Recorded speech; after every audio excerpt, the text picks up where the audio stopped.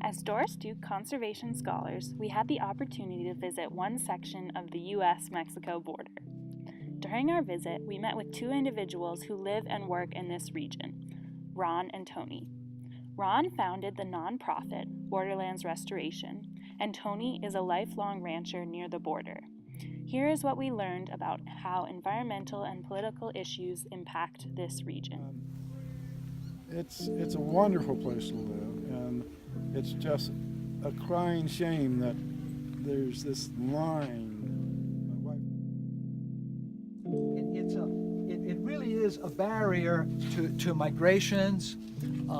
It's a barrier to collaborations. We are one area. We are one region. We are the border. Okay, we're not Americans and we're not Mexicans. We are the border. And we as the border, we are the collateral damage of really ridiculous U.S. policies. According to Tony, it cost $47 billion to build this wall and maintain it over 20 years. The wall was designed to reduce terrorism and prevent drugs and illegal immigrants from crossing the border. However, despite the large investment, the wall has not met any of these objectives. In addition to failing to meet its original objectives, the wall has exacerbated environmental issues on both sides of the border. Last thing, environmentally, this is a very difficult wall. Most of the tours that I give here are to the Sierra Club people, okay? The Sierra Club is dreadfully concerned. Between the tent and the border, okay, this is the constitution-free zone. The federal government is not required to do, there's 150 different laws that the federal government is not required to comply with because they're doing the stuff here, okay? For instance, the NEPA studies, the environmental studies are the most significant one, also archaeological studies.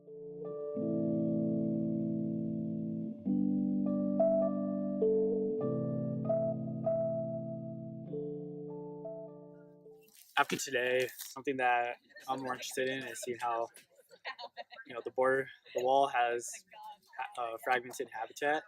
So maybe looking more into the changes in wildlife and plants would just be interesting to me to see how that has changed over time.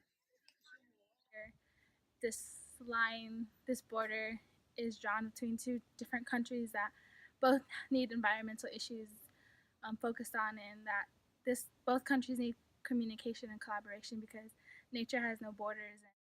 Like, how are we going to develop communication across this border, this line that's been drawn on the map?